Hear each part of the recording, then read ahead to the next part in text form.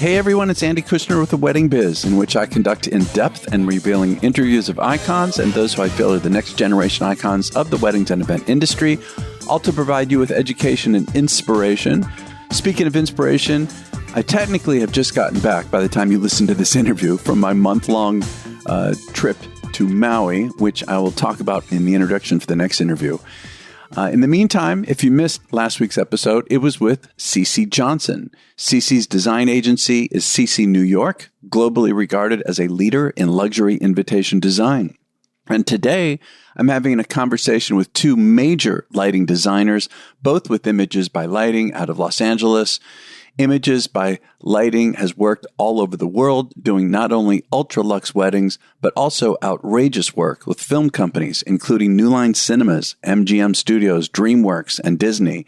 They've handled award events such as the Critics' Choice Awards, the SAG Awards, Oscars Governor's Ball, Emmy Governor's Ball, and the Grammy Awards. They've also designed lighting for musical artists Elton John, Lady Gaga, and more. Ray Thompson is a co-owner of Images by Lighting and founded the company in 1982. If you haven't heard his original interview on this show already, be sure to go back to listen to my first interview with him, which was revisited in episode number 430, released on October 3rd of 2022. I guarantee it will give you a completely new perspective on the possibilities of lighting design. Today's other guest, alongside with Ray, is Jackson Flagg, an amazing lighting designer, also with Images by Lighting. Enjoy this conversation with Ray Thompson and Jackson Flagg. Hey, Ray and Jackson, it's so good to have you on at the same time. Thanks for taking time to do this. Absolutely. Yeah, thank you for having us.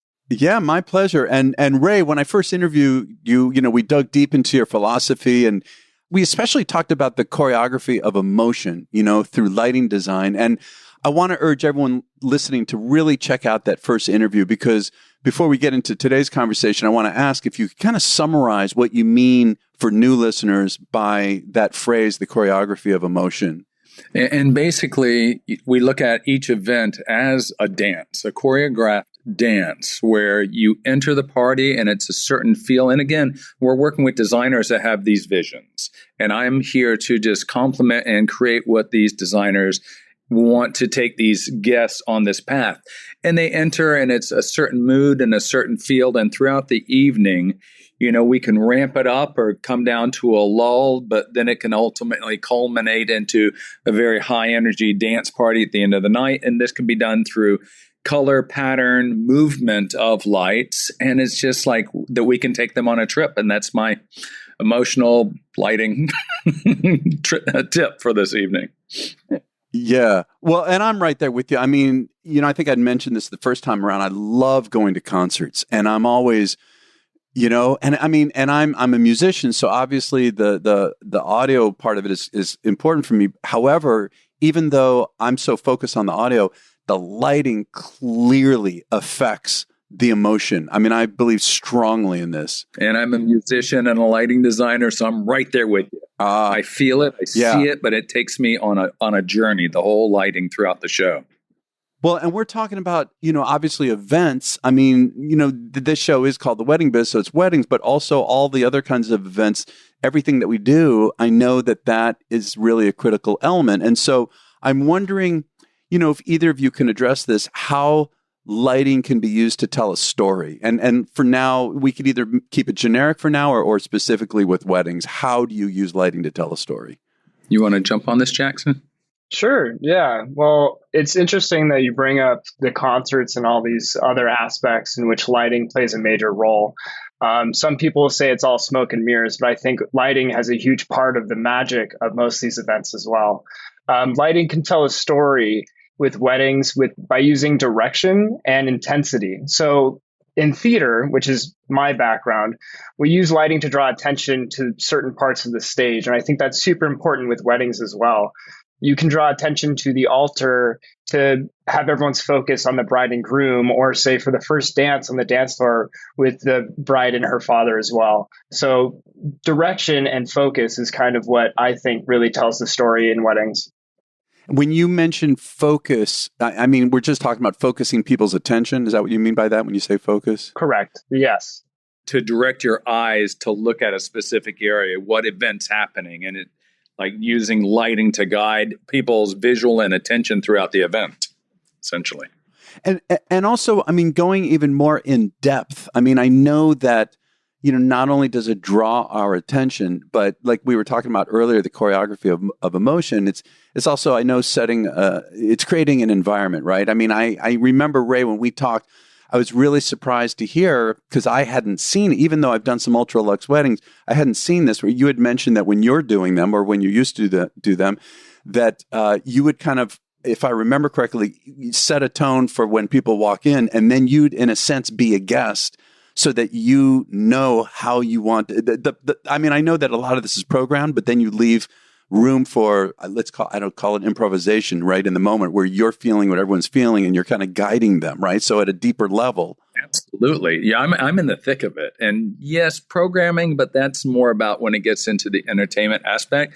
But yes, in the environment and how people are feeling, what time of day it is when they come in, competing with outside lights, sitting down a little brighter when they get in so they can read things, and it becomes a little more intimate, a little more candlelight looking as it gets into dinner. Then, and it builds through the evening later for the toast, first dance, then a dance party, and possibly an after party after that, which is a whole different situation. Let's talk about for a moment the different aspects of a wedding, starting with the ceremony and or the cocktail reception, especially the ones that are being held outside, and I know that especially a lot of the luxe ones, or any wedding that's outside, a lot of times they're planning it for sunset. How important or how do you feel lighting can be used or should be used when it's outside headed toward a sunset? I think time of day is super important to know what time they're having the ceremony, what time they're having the cocktails, and where, because I know so many people would love to have a picturesque sunset as a backdrop for their ceremony. But unfortunately, with the sun being behind them, that means the bride and groom are mainly in silhouette. So it's so important to have that front light on them for their photos, to hide any of the shadows, and really, like I said earlier, to draw attention to the altar. And you can also have this picturesque sunset in the background while also seeing the bride and groom. Yeah. Also, I'm thinking for cocktail hours, like from my perspective as a musician, I know that most weddings that I've been a guest to, there seems to be no thought at all put into a cocktail reception, Whereas I'm thinking that it's really a critical element. I mean, obviously the ceremony is so moving and that's, one of the most important parts of the day. But that cocktail reception is the first time people are really having a chance to talk, and they're drinking, and, it's the transition from the ceremony into the reception, and you want to build that energy. So I know when I'm thinking about music, I'm subtly building and building. So people are feeling more and more excitement. They don't even know why. Is it the same thing with lighting? I'm going to jump on here. So the deal with that is, because if you've had your ceremony, it's at sunset, it's a little bit dusky, it's still pretty in the sky, still kind of lit, you're transitioning into cocktails, it's starting to get dark. The last thing you want to happen is the people feel like the lights went out. And so it's super important to have lighting in cocktails that kind of picks up where the sunset is going down and you're becoming dark. So it becomes lit, and not only just lit, but it can become warmer and a little more kind of delicious, because then we can introduce like chocolate lighting or soft golden amber to where people start to feel warm and embraced by the lighting in the cocktails. And from there, then they can transition into the dinner party. Yeah. What about lighting bars and food stations? How do you look at that? Well, essentially, I say light the things that are important, and food is important. The bars are important for sure. We're probably going to talk about budgets and where to cut and what's important to light in parties, but light the things you spent money on, the flowers. If you can light the flowers, of course you have to have area lighting, but for sure you spend a lot of money on the food, and it should be presented, well and beautiful. And no blue shrimp, no good color, right. And and the bars the same way. Yeah, and you want to make the bars and food stations look warm and inviting, just like the rest of the event. It draws people towards them when they see them highlighted in the venues. Very good. Right. Right. Also, I don't think that everyone really understands why a technician or a lighting programmer, lighting designer is needed during an event versus just setting them up and leaving them as is. I mean, if you could talk, either one of you can address that. Would love to get into that. Go, Jackson. Go. Well, during the event, multiple things can happen, multiple things can change. And we can only be so prepared to when guests arrive. If you make any last minute changes, and by you, I mean if event planners or a bride or a groom make any last minute decisions that they want to enter from a different place or they would like it to be dimmer, it's very important to have that technician and programmer on site to make those changes on the fly for you. It goes back to what you said earlier about the improvisation element of lighting design, to be ready for anything at any moment. And truly, the success I feel behind, our business is being able to listen to our clients, our designers, to provide what their dream is to be, but also to be able to make a change very quickly. And, because change happens going into light check the day before, the day of, during the event, there's changes. And to be able to respond to that and you say yes, instead of going like, oh, we don't have anybody here, or that's not possible. That's not in our vocabulary. We're on it. And so having a standby there and a programmer can do the readjustments of the lights on the dance floor to pick up the speeches. The father of the bride's not going to do it from the dance floor. He's doing it from his table. And that shift kind of has to happen really pretty and sexy. So we pick him up so video gets him really well. And then just like changes throughout the evening, like they'll come to you and like, we want to make it a little more sexy now, it's like, let's pull this down. Or like, oh, we're going to have an auction off this thing. The room needs to become bright. And so we can respond to and provide a great service. That's my point. You know what this is making me think of? When I'm working an event, and we can stick with a wedding, or really anytime when there's a live band, which is, again, that's what I do. When I'm working in a situation where there is a company like yours, where there's a lighting designer, and it's that level of a party.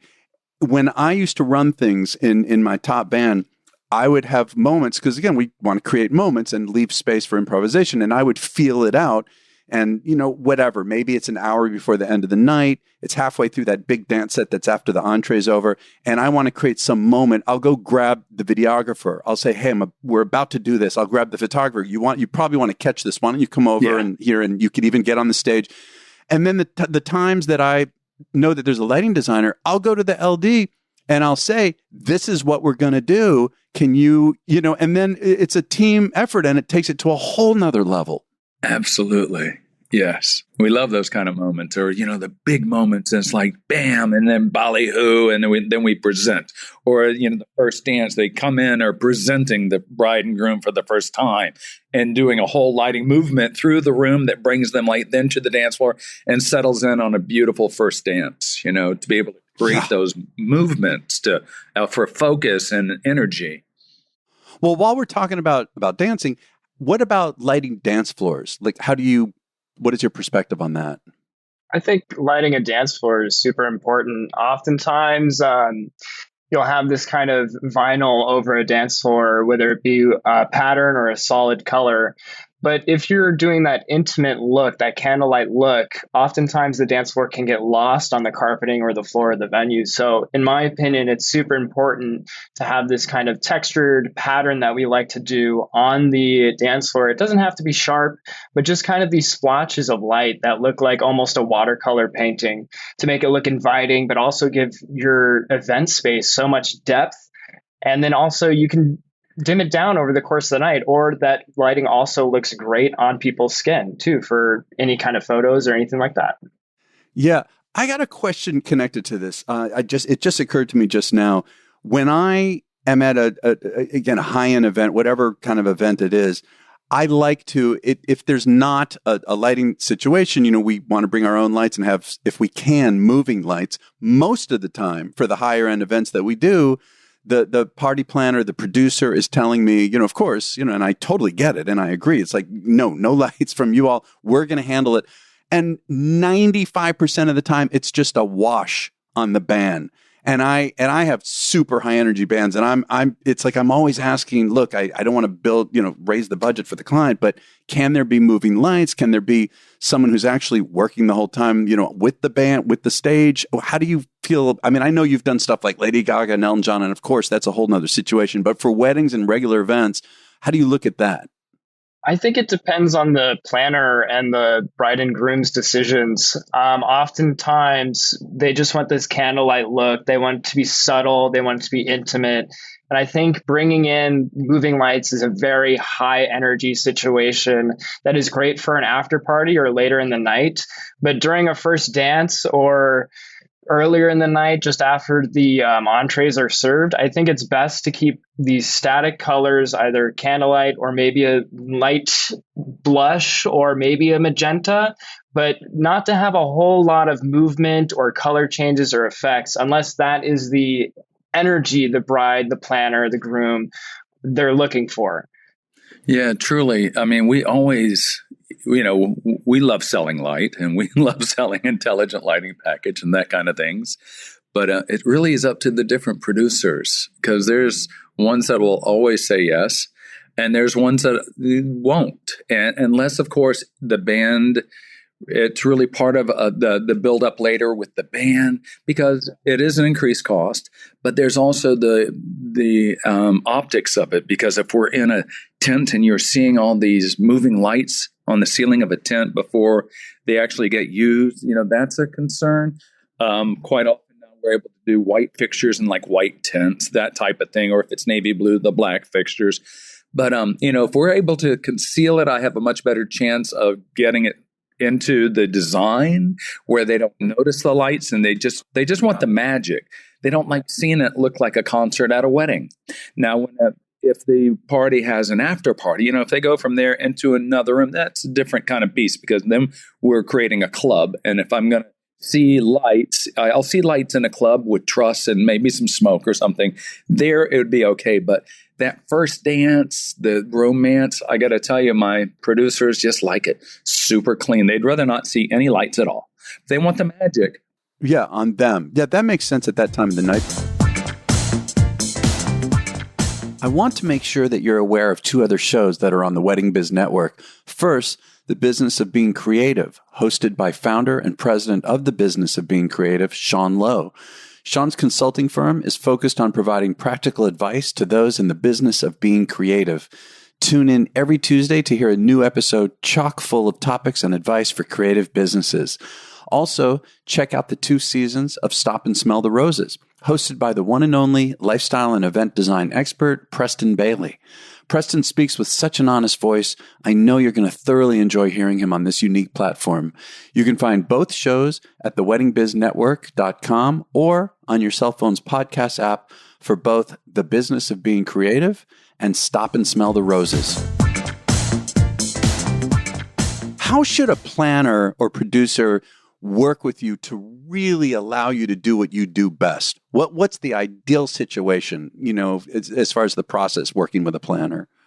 For me, I love to start with either the venue or a floor layout. I need something to light.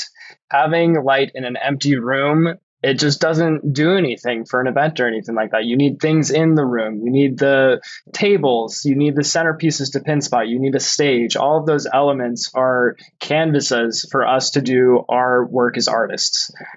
So for me, I love starting with that layout. I love knowing how much power I can bring into a venue, because if they want the full moving light package, if they want hundreds of tables pin spotted, it's really the budget and the amount of power I can bring in that limits me for painting this picturesque venue. As far as the process goes, ideally, we're invited to the initial creative meetings. We've worked numerous producers over the years, and there's some that get us very involved, even when they select the venue. And we'll look at different venues and what is possible through lighting, through decor, the flowers. What can we do in each of these spaces? And there's a lot of, producers that come back to us and go, this is it. This is the floor plan. And here's the design deck. And that's nice. And we could do a lot with that.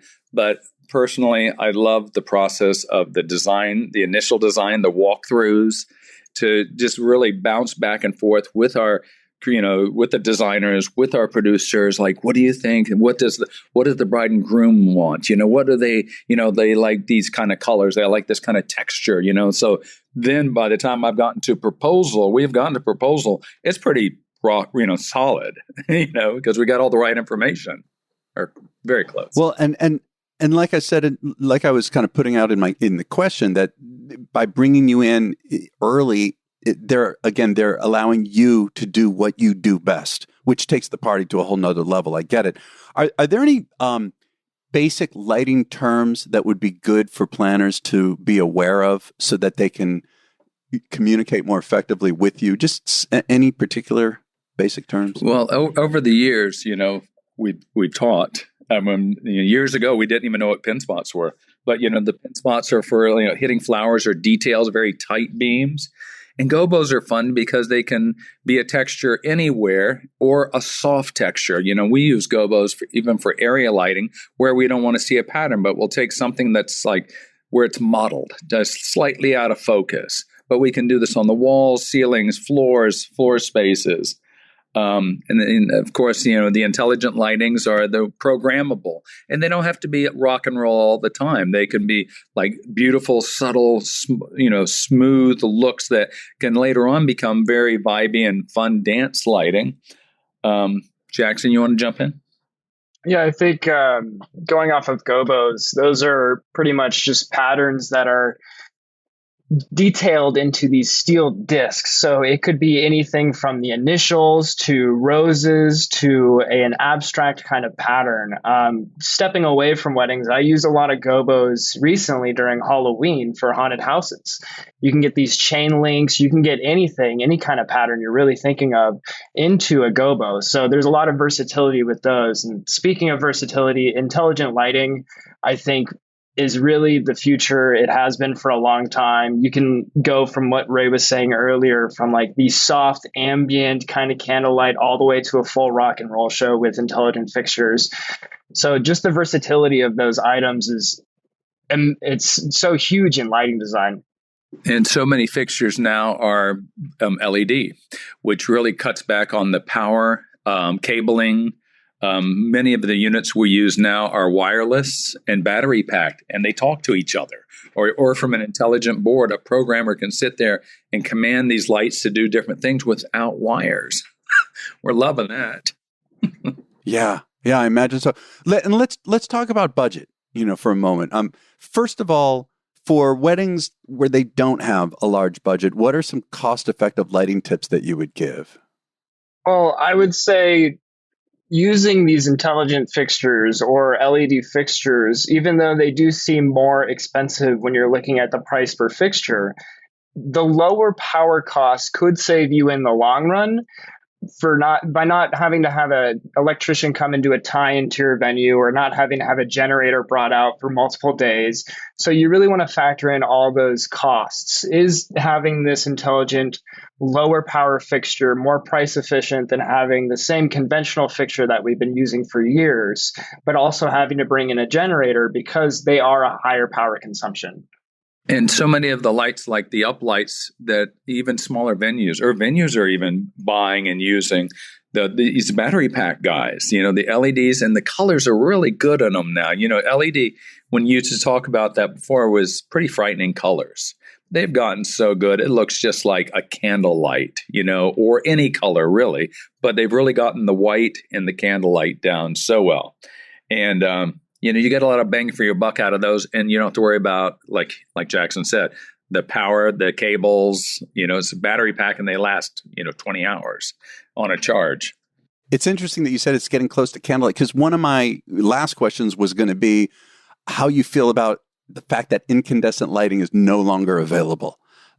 For my home, I thought it was warmer, and I'm so bummed I can't buy those light bulbs anymore. I'm really frustrated. What do you think about that? I personally like having the control that some of these LED fixtures offer in a personal home space. Of course, I grew up in an incandescent lighting world, but We all did. Yeah. yes, as an adult now, I'm more used to seeing LEDs be more and more common, especially with Philips Hue coming out or with new fixtures for your desks, for your ceiling lights, anything like that. It gives the user or the consumer a lot more control over how they want to view their home, especially with the use of color. So I love having that control of color in my personal home. With the incandescent fixtures, of course, going back to event lighting design, it's a different type of color mixing. With incandescent, you use subtractive color mixing, which is why we use gel, because we're filtering out all the other spectrums of light. But with LEDs, it's additive. So you get these different and almost more vibrant colors sometimes, and you can almost make them more punchy too, depending on the color using LEDs. Yeah. But back to tungsten. We still have a lot of tungsten in events because even though a lot of our Lecos that do the Gobos are LED, we still use a lot of tungsten. I love tungsten. It's, I'm a little old school that way. I mean, I can do an entire party in tungsten or the warm coloration, which is like 2800 degree Kelvin. I think of it like, most of the party that I'm lighting is all lit by candles, not seeing fixtures, but I'm seeing this dappling light that's coming through, just coming down on people. And it looks like it's versions or layers of candlelight coloration all the way through. And I think that's so wonderful. And then later on, we can get into color and movement and go crazy for the dance party. But I like it sexy with candles. That's just Yeah, I get it. Well, is there anything else, really important you can think of that maybe we haven't covered that you want to bring up? Because otherwise, this is great. Well, I think going back to kind of the future of what new equipment is coming out or new lighting elements for weddings is you see these weddings with massive budgets, and they're bringing in some really cool lighting fixtures, such as like moving orbs that float up and down above your dance floor, or there's even movable mirrors that have lighting around the rim of them. And you can get some really, really interesting visual elements added to your weddings or your events with these newer fixtures that have so many more options to them. It's not just the conventional Leco or the pin spot anymore. There's so many more options out there. Well, and before we go, do you all have, I was going to ask you if you have a story. You've got it. I know you have a million stories. How do I narrow this down? Something really exciting coming up. Maybe if you're not able to mention the name of the client, that's okay. But any particular stories that's coming up that you're super excited about? Yeah. We're opening this next month, actually, the opening of the Fontainebleau Hotel in Vegas. It's been under construction for 20 years. Yes. With my producer back east. And so that's been a whole coordination of getting the construction done, many site visits to see what condition the theater is in, because we have name act entertainment in the main theater. We have many activation areas. There's different stages, different performances. We have, step and repeats, 3 very large ones. We're having, probably like 3,000 guests that come through this before they open the doors and throw the first dice, that kind of thing. So that's very exciting. And then it's very timely. I got a Zoom call every day on that this week. But that's the one that I can kind of talk about right now. That's great. I'm going to have to check it out next time I'm in Vegas. So, well, look, you guys, thank you very much, for taking the time. I mean, you guys are like, as far as I'm concerned, the best in the business at this. And so it's such a great pleasure to have you on, and Ray, to see you again is great. Jackson, it's good to meet you, and just thanks for the time. Absolutely. Thank you so much.